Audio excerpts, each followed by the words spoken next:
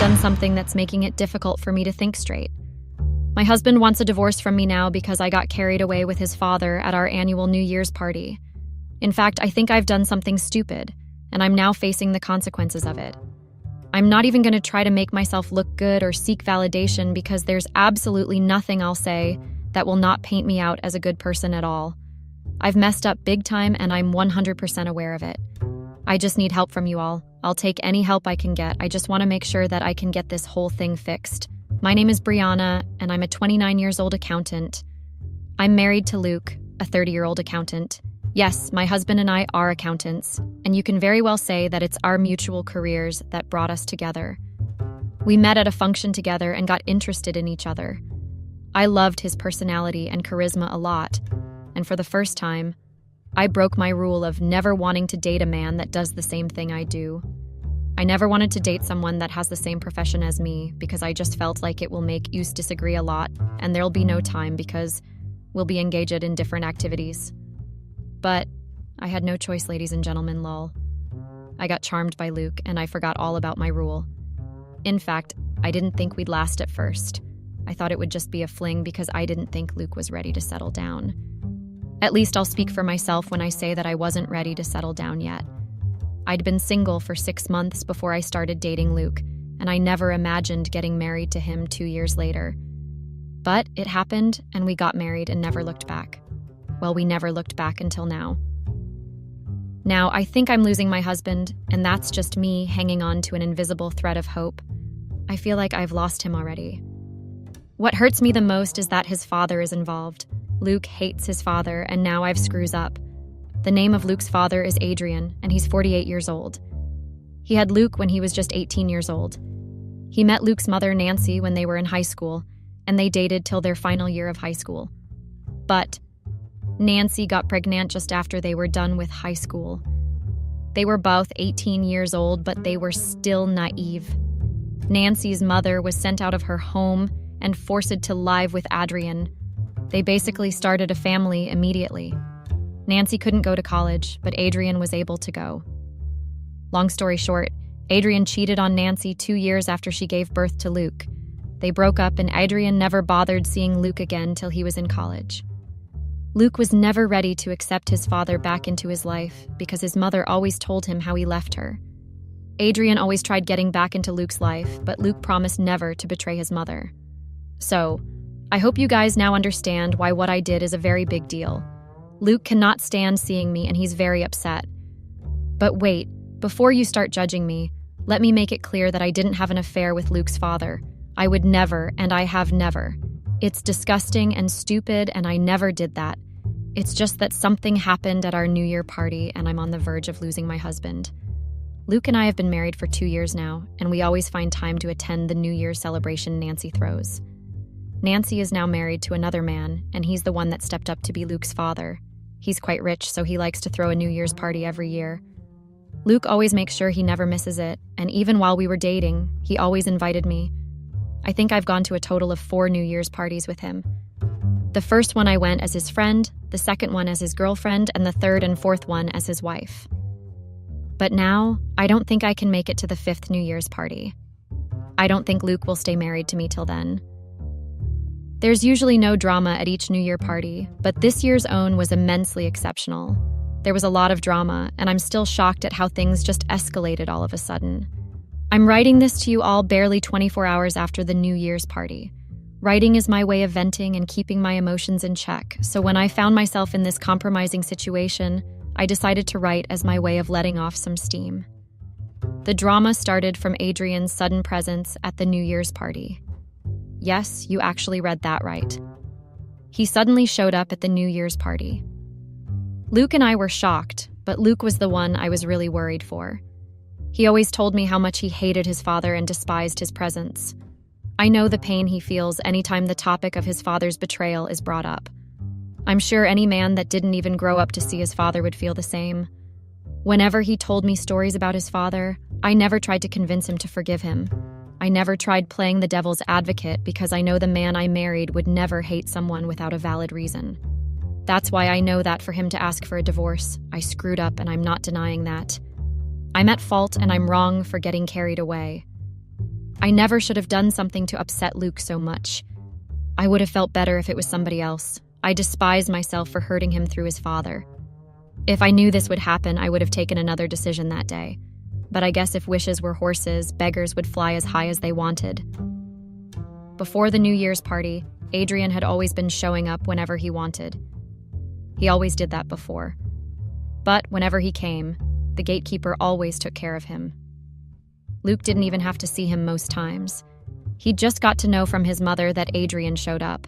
Before I go on, I'd like to describe Adrian as the perfect definition of an opportunist and selfish bastard. I hate him with every living fiber in me, and I believe that he should never be happy after what he'd done that day. I'm at fault for falling in his trap, but that doesn't mean I'll not wish that his karma finds him. He left his family, but never expected them to end up getting successful. So he came back years later and thought it was best to ruin their lives all over again. I never really had an encounter with him before. I'd only seen him once, and that was when he gate deadhead our wedding event. That was the only time I'd seen him, but I always recognized him from the pictures that were hung on Nancy's gate. It was so her gatekeeper could recognize him and never let him in. He was only able to get into the New Year's party because the gatekeeper had been on leave as he traveled to go celebrate the New Year's with his own family. It was someone else that had been tending to the gate, and the person had not been careful enough to take notes of the faces coming in. Adrian used that opportunity to get into the party. On that particular day, Luke and I had a very intense argument. If you're wondering how intense our argument was, it was actually very intense, and we almost didn't attend the party. We were having an argument about trying to have a child. Luke was ready, and I wasn't ready because I was being considered for promotion at work.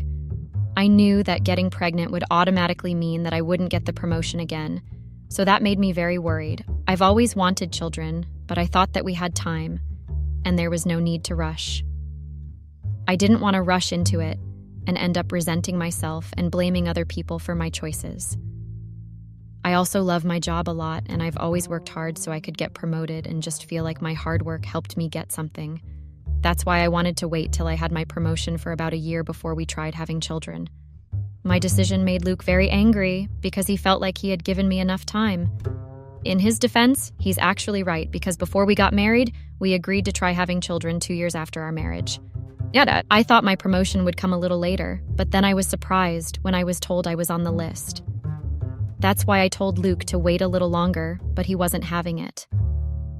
Our argument lasted close to an hour, and we never came to any reasonable resolution. We were in no position to attend a party, but because Luke always promised his mother that he'd never miss any of those parties, we had to keep that promise and go. We didn't speak to each other throughout the car ride, and even when we got to the venue, we ignored each other. I've never been known to handle my alcohol. In fact, it's common knowledge among his family and mine that I'm a very bad drinker, but because of how angry and irritated I'd been, I had too many shots. I don't even know what was mixed in those drinks, but I just took anything the waiter had in his tray. I felt comfortable drinking because I believed that I was safe in Nancy's house with Luke around. I knew almost all the faces that attended the party, and even though Luke and I were not in speaking terms, I still believed that I had no reason to worry. It was an annual New Year's party that I'd attended 4 times in a row. I didn't think I'd see someone that would want to take advantage of my drunken state. So, barely 30 minutes after drinking, I had to run to the toilet to puke. I'd drank too much and was having a hard time standing up straight. I didn't see Luke around, and I was afraid of puking in front of everyone, so I went alone. Before I got back to the party, I stumbled upon Adrian. I still remember seeing him in the hallway, and he asked what was wrong with me. Yes, I was drunk, but I can remember that part. I don't handle alcohol well, even if it's a glass of wine, so I'm sure whatever I took was not enough to wipe out my memory. It was just my body system acting out like it usually did whenever I took alcohol. I recognized Adrian the moment I saw him, and then I asked him what he was doing at the party. He said some things I don't remember, and then he offered to hold my hand so I could stand upright. I refused to hold his hand at first, because even though I wasn't thinking straight, I knew that the fact that Adrian was dressed like he wanted to conceal his identity meant that he had bad intentions in mind. But Adrian didn't give up, and he kept pestering me to take his hand. In that process, showed up. I don't remember everything that happened, but I know that Luke got into an argument with Adrian and questioned him because he saw both of us standing alone. I was still upset with him, so I left both of them standing there. I went back to the party and decided to take a seat because I felt like the alcohol was going to make me dizzy. While I was sitting there, Luke came to sit beside me. He was very angry, and then he asked me why I was alone with his father. I explained everything to him, but he was still upset. He then warned me never to speak to his father again. While Luke and I were having the back and forth, Adrian showed up and tried causing a scene. Yep, he told me he pitied me because I was letting a man dictate who I spoke to. He started saying things to get into my head, and he accused Luke of being a controlling husband. He took advantage of the situation because he noticed my drunken state and wanted to use that to his advantage. Luke didn't say anything because the guests were starting to look our way, and he didn't want to embarrass his mother and draw more attention.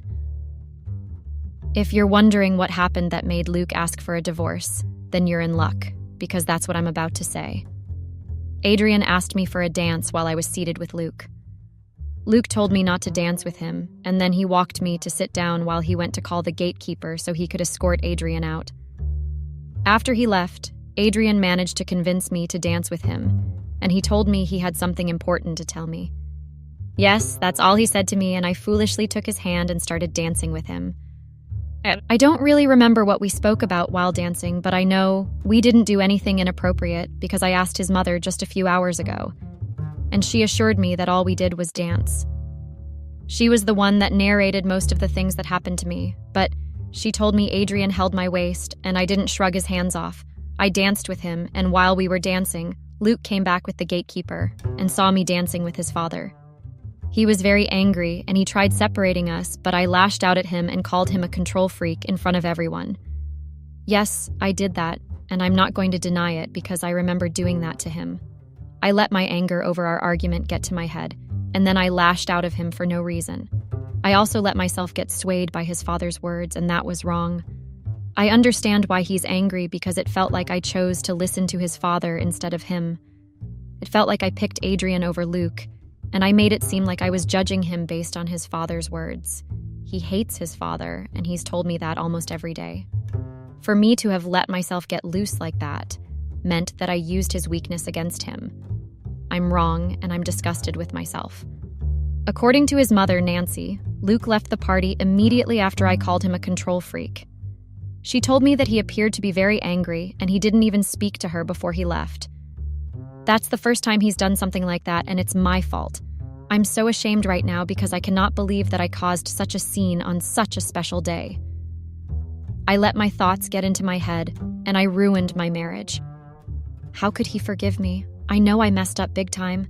I'm even embarrassed that Nancy bathed me and helped me change my clothes. According to her, I was quite drunk after everything, and I was puking a lot. I can't believe I started my new year out like this.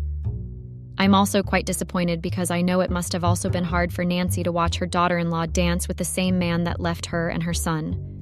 The fact that she's suppressing her feelings and helping me out makes my guilt worse. I disrespected her too. I shouldn't have done what I did. I should have controlled my emotions. Getting promoted at work is not more than having a peaceful marriage.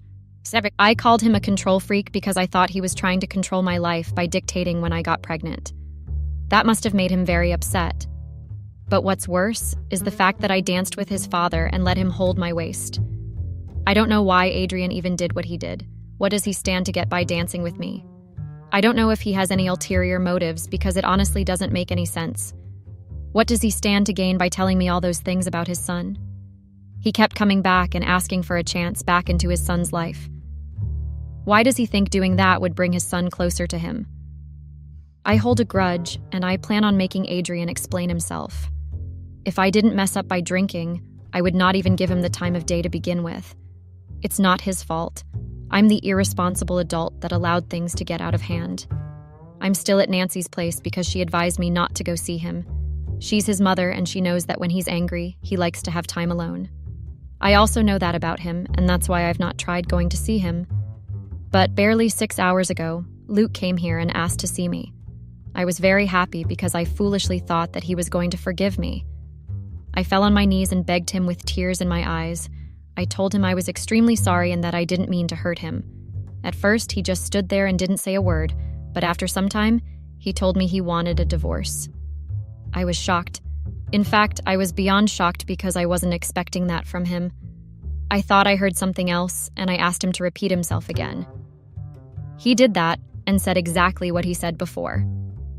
I held his clothes and told him I was sorry. I tried everything, but his kind was made up. He told me he wanted a divorce and that he couldn't stand the fact that I teamed up with his father to embarrass him. I tried to make him understand that I wasn't in my right senses, but then he dropped another shocking revelation. He told me he also felt it was best for us to break up because he didn't see the need of staying married to a woman that didn't have the same parental choices like he did. He also demanded an apology to his mother. That was all he said before leaving me alone once again. In other words, he wants to ruin me because there's nothing more hurtful than the thought of losing him.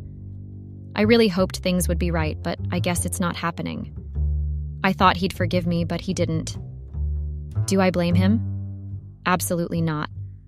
I do not blame him for the things he did because I know he's only reacting to what I did. I'm the one that deserves to be blacked. But I'm selfish. I just can't end my marriage like this. I want to make it work. I want him to forgive me. I don't want my desire to get promoted to get in between our marriage. My husband deserved more and I want to make it up to him.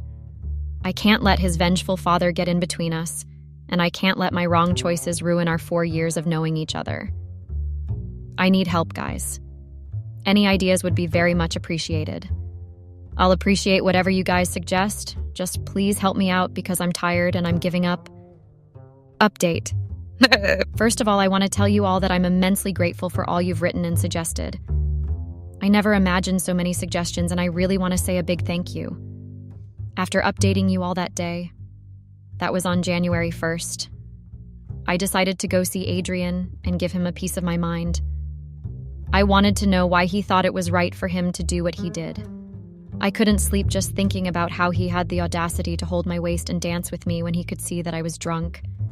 It was hard finding his place because I'd never been there before, and I never thought I'd have a reason to go there.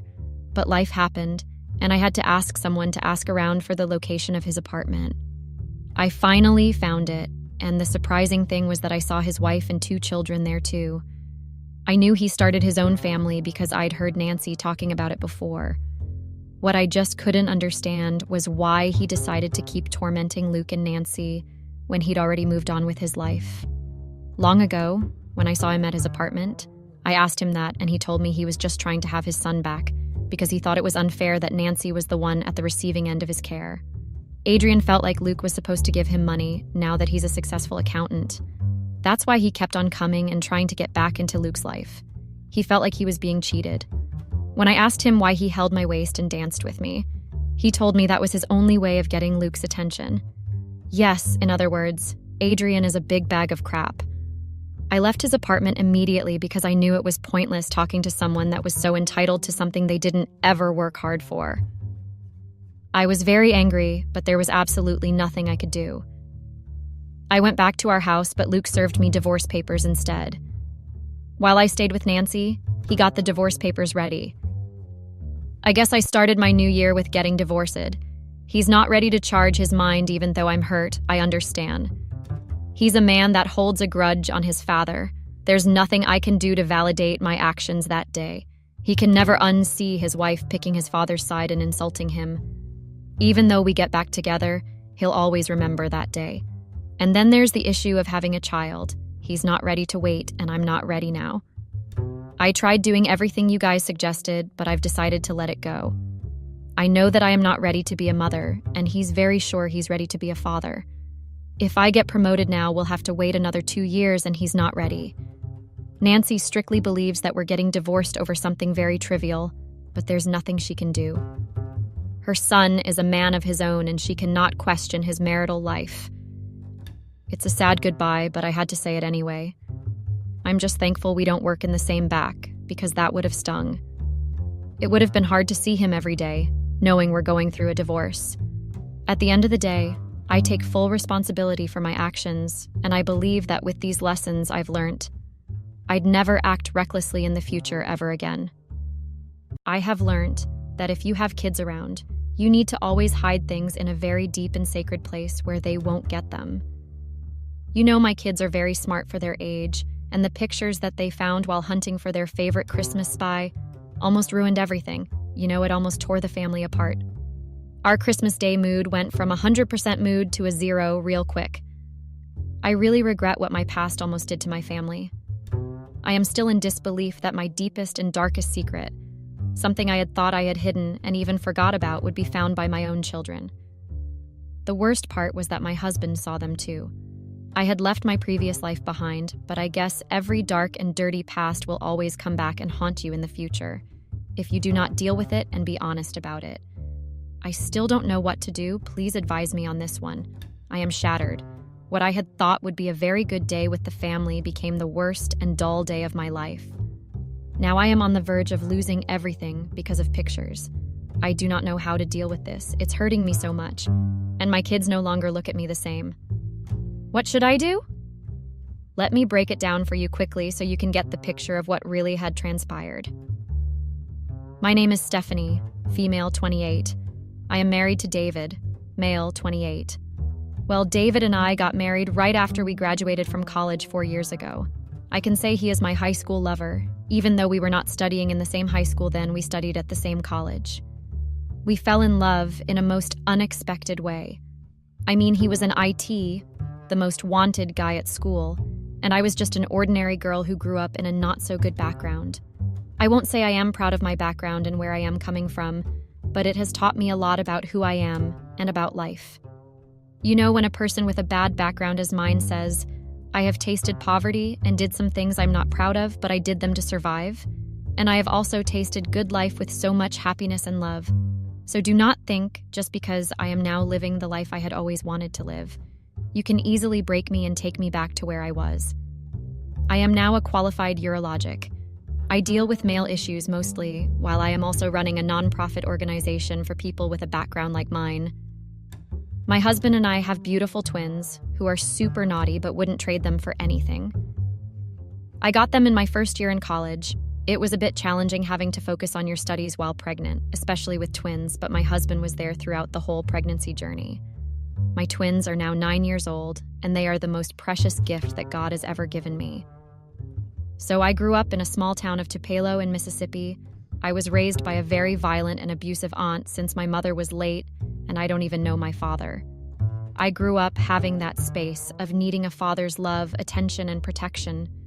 You know, everything that I was going through at home was unbearable to a point that I had to go out there and hustle so that my aunt would stop complaining. It was a very tough time for me, because on the other side, I still had to focus at school and make sure that I passed all my grades, so I would be able to get out of the bad background. Sometimes I would wish my mother was still alive, but she passed on when I was too young. So my aunt took me in. I will always appreciate that because none of the family members wanted to take me in, so my aunt took it upon herself to take me in. A lot had happened when my mother passed on because the other family members had taken my mother's house. Meaning, if my aunt didn't take me in, I would have been a junkie maybe somewhere, sleeping under bridges. When I was in 6th grade, my aunt took me to the brothel that she once owned. I couldn't believe that she would take me to that disgusting place and actually tell me that if I still wanted to live in her house, I would have to meet her halfway and hustle. I first didn't understand what she was talking about. I mean, I was only 13 years. In my mind, I was asking myself, why would Auntie Jade introduce me to that filthy place? I mean, I would have tried other hustling options like selling sweets at school or something, but she wanted me to work at her brothel. I had no choice but to take her offer because she even threatened to kick me out of the house and deprive me food. She told me that as a woman, I had to hustle, so I would not sleep on an empty stomach. I missed my mother every day during my first time in the brothel. My aunt introduced me to some old men, saying that they were my clients. Mind you, that time, I didn't even know what the word client meant. So my aunt wanted me to do the dance for those old men and give them a show. Time passed. When I was 17, I had gotten used to the hustling and I had become a sex worker. I would get clients who needed sexual desires. There were also regulars that would only need my service. I was grateful at the fact that my aunt allowed me to go to school because that was not the life I had planned to have. So I made sure to work my butt off at school, so I would at least get a scholarship to go to college, so I would leave the hellhole. So one day, David was visiting his grandmother in the neighborhood. That was when I actually met him. Well, more like he had moved to live with his grandmother, because I found out about 2 days later that he was going to study at Tupelo High School when my aunt told me that I should play far from him. My aunt had some issues with affording people, I think, because she would always find a way or something bad to say about them. David and I became friends for a year in high school, despite my aunt's disapproval. I didn't tell David about my hustling side. I knew I had to tell him, but I didn't know how to, so I vowed to keep it to myself for as long as I live. I was too ashamed to even share what had been going on at home because I was scared of being judged, and I had thoughts that maybe he would no longer want to be my boyfriend because of my background. My aunt's brothel used to have cameras for safety purposes, so everything we did, even every client we satisfied, we got recorded just in case they wanted to take advantage of us. When I was accepted at William Carey University College of Osteopathic Medicine, I was ecstatic. One, I was glad that I would finally get a chance to live at my aunt's house and chase my goals. Even though my aunt didn't want me to go, saying who would look after the business and take care of his clients if I was not there. That time, I knew that if I didn't stand up for myself and my aunt's abusive behavior, I would never escape, and I needed to chase my dreams. Little did I know that in my first year in college, I would get pregnant and my scholarship was taken away. That was the most heartbreaking episode that I had gone through. Luckily, the peanuts that my aunt would give me after I had finished with my job. I had managed to save them, even though it was not going to be enough for the whole 4 years of study. During that time, I had to focus at school while working as a waitress in one of the nearby restaurants. David was there with me during the whole pregnancy journey, and I appreciated his support and love. Later on in my pregnancy, I had moved in with David. Our relationship had its own fair share of ups and downs, but we managed to get through every circumstance. It was a bit challenging having to take care of the children while focusing at work. I would sometimes slack on something until David suggested that we get a nanny for our kids because we were both in college, so we had to focus. Few years later, we got married during summer holidays. Before we got married, I think a few months before David and I got married, I got a call from my aunt's friend and neighbor, Auntie Haley, telling me that I had to come to my aunt's house she had passed on. I know that I should have felt some kind of hurt, or at least cry, because she had taken me into her home and groomed me, even though it wasn't a very pleasant grooming. But I felt nothing. I wasn't happy, nor sad. Is that even normal? So I told David what Aunt Haley had told me, and to my surprise, he already knew. His grandmother had told him. So we decided to go down to Tupelo for my aunt's burial ceremony. After we came back from the cemetery, Auntie Haley called me aside and gave me a box saying that it had everything that was dear to my aunt and some letters that she had left for me. I didn't understand why my aunt would leave letters for me, but I brushed that off. Then a few months later, David and I got married. It was the happiest day of my life. That time, our children had just turned 4 years old. They grew up to be the most precious thing that had ever happened to our lives. I still thank God every day for giving me a chance to see them grow every day. I somehow wished my mother was present to see me walking down the aisle with my best friend, my lover, and the father of my kids. Life became gloomy and very bright for my little family. I also got a chance to be an obstetrician, which was what I had always wanted to be, especially after my past job that my aunt had introduced me to. I found it more important and interesting to know more about women's problems and their health. I didn't get that chance when I was still living with my aunt, but now I do have a chance to help those who went through what I had also been through. So my family, my husband, and my kids came up with a tradition that every Christmas, kids will get a chance to hunt for their Christmas spy every Christmas morning. We started that tradition when they were 3 years old, and we saw that they enjoyed hunting for a Christmas, so we continued doing it for them. My kids love running around. They are too active, and when they hunt for something, they make sure to look everywhere. That time we had gotten a new house, so they were not used to it much. And that time we had invited David's family. It was going to be their first Christmas with us in our new house. You know, it didn't come to me that I should move the box from where I had put it. I didn't even get a clue that I should move it. Another thing, ever since I had gotten it, I had never found time to open it. I don't know why, but I didn't feel like opening it. It was like I was angry or holding a grudge against my aunt, I don't know. Christmas Day came, I was preparing for the Christmas lunch, and the kids went wherever they had gone around the house. And I knew that if they get quiet, they would be up to nothing good. My kids can be mischievous a lot, so if you don't see them in more than 20 minutes or 30, you will have to look for them wherever they are. While I was rummaging through our storage room to find the kids and to check if they found the jingle, little did I know that an unexpected twist awaited the family. As I was searching for the mischievous kids, I found them in the storage room looking at some things. So as I went further in to see what they were looking at, I stumbled upon a box labeled Old Memories. Curiosity got the better of me, and she decided to take a peek inside. Mind you, the whole family had been looking for the kids also, because the house became so quiet without them. So as I went further in, I got the shock of my life. To my shock and dismay, I discovered a forgotten box of old photographs. As I leafed through the pictures, I realized that they were not the innocent family snapshots I had expected. Instead, they were explicit and inappropriate images that should never have been mixed with our cherished memories. I had long forgotten about the box that Aunt Haley once gave me, so the kids had opened it and found a lot of pictures and discs, along with a couple of letters that my aunt had written for me. My eyes were wide open and heart pounding. I realized the gravity of the situation. I knew I had to act quickly to prevent Lily and Ethan, the twins, from discovering more inappropriate photos. But I was already late. With a heavy heart, I carefully packed the box away and decided to just leave the room. I was embarrassed, humiliated, and shattered because the things I had thought I had buried with my past were actually catching up on me, in front of my husband's family and my kids.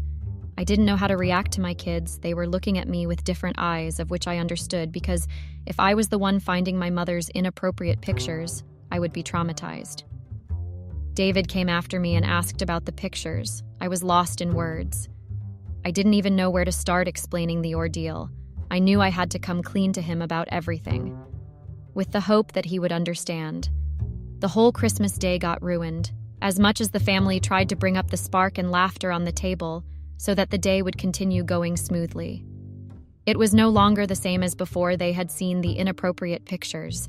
I also got uncomfortable because I had told David that we would speak in the evening when we are alone. So, that evening, after putting the kids to bed, I sat down with David, his face filled with concern. I started sharing the shocking discovery with him, tears welling up in my eyes. I told him everything about my past and the things that I had to do to survive at my aunt's house. David's initial reaction mirrored my expectations. I had expected him to be angry and throw tantrums, but that didn't happen. Instead, he got angry at the fact that I continued doing the job that my aunt wanted me to do even when we were in a relationship. He just left the room and went out. That day, he didn't even sleep in our bedroom.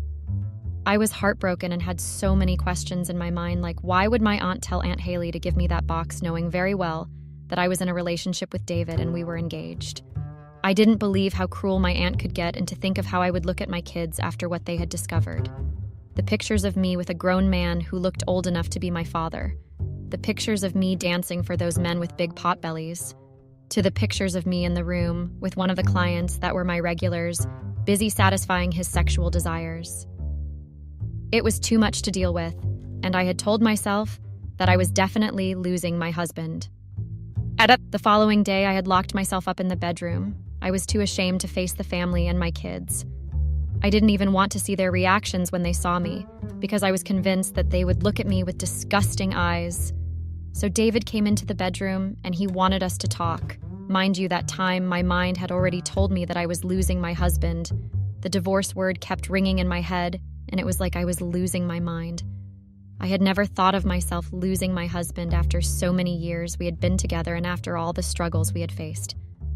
So before he said anything, I told him that I understood his behavior and would understand if he wanted to leave me because of my past. As I was saying that, tears were streaming down my face. My heart was breaking into many pieces. But to my surprise, he didn't judge me. Instead, he told me that he had expected me to come clean to him since he is my partner, but the past would never determine our purpose and goals. My heart was at ease a little when I heard him say that. Then together we grappled with the best course of action. From that day, We both knew that we had to protect our children from any inappropriate content they accidentally stumbled upon. I know it was careless of me to leave the box in the storage room, while I knew that my kids were naughty and mischievous. So after much discussion, we decided to seek professional guidance for the kids. We contacted a family therapist who specializes in child psychology, hoping to navigate the difficult conversation with Lily and Ethan in a safe and supportive manner. The following day, me, my husband, and kids gathered in the therapist's office. With a calm and empathetic approach, the therapist guided David and I on how to address the situation with our children. Together, we crafted a plan to explain the unexpected discovery while emphasizing the importance of personal boundaries and appropriate content. In a gentle and age-appropriate manner, my husband and I sat down with Lily and Ethan to have an open conversation. We had to do it earlier than later. So we explained that while searching for Jingle, that they ended up giving up on finding it, and explained about the ordeal that they accidentally stumbled upon some pictures that were not meant for them to see. We assured our children that they were safe and loved and wanted to protect them from anything that might confuse or upset them. We taught them a lot and even told them about my past, which was in the pictures. My husband told them to not look at me in a different way or have thoughts that their mother, me, was the person they saw in the pictures. Lily and Ethan listened intently, their innocent eyes filled with confusion and concern. My husband and I reassured them that the inappropriate content had nothing to do with their family and how they should react around me, and we were doing everything they could to keep them safe from any harm of the world. We continued to emphasize the importance of trust and encouraged our children to be open and honest about any confusing or uncomfortable situations they might encounter. I love my children so much, and it would kill me in my grave to hear or see that they were treated the way I was treated by my aunt. I appreciated my husband a lot. You know, sometimes it's hard not having a father figure in your life to guide you and protect you through all life challenges. I didn't have that chance to have a relationship with my father, to a point that I agreed and submitted to everything that my aunt would say, and somehow got used to it. But my children had a chance to have a father who loved them and would do anything for them in their lives. That made my heart be at peace. I was happy that I got to share all about my past with my family, and we plan to move on and continue to be a happy and loving family. Over time, our family grew even closer as we supported one another through the emotional aftermath. We had set a meeting with David's family and shared with them everything that happened in my past. The family was devastated by the news and couldn't believe that my aunt would do that, but I was glad that they didn't judge me, but our relationship grew closer and showed me lots of love and support. The whole decided to move forward with their lives and somehow forget about the inappropriate pictures. We would continue to support each other, cherish our time together, and never forget the importance of open communication and trust. We, my husband and I, attended therapy sessions together, discussing our feelings and fears openly, and learned valuable tools to cope with the unexpected challenges we would face in the future. As the years passed, the family healed, our bond fortified by our shared experience. My husband and I became advocates for open communication and created a safe space for our children to discuss any concerns they may have. Together, we transformed a difficult situation into an opportunity for growth and resilience. That was when I started a nonprofit organization for women who went through what I had also been through with my husband's help and support, of course. I mean, we grow through what we have been through, right? So why not help other women heal and grow from what they are going through? The unintended discovery became a pivotal moment in our lives, forever reminding us of the importance of trust, love, and the strength of our family. Through our united efforts, my husband, myself, Lily, and Ethan crafted a future filled with resilience, understanding, and the unwavering support that would guide us through life's unexpected twists and turns. We realized that the true spirit of Christmas was not found in material possessions or decorations, but in the love and support of our family and friends. And even though we had faced a terrible ordeal, we knew that we would come out stronger on the other side. Without any judgments, please share with me how I can heal from this, because as much as my family and I found help mentally, but I still see that my husband hadn't forgotten about it. but he is trying so hard to hide that. What should I do?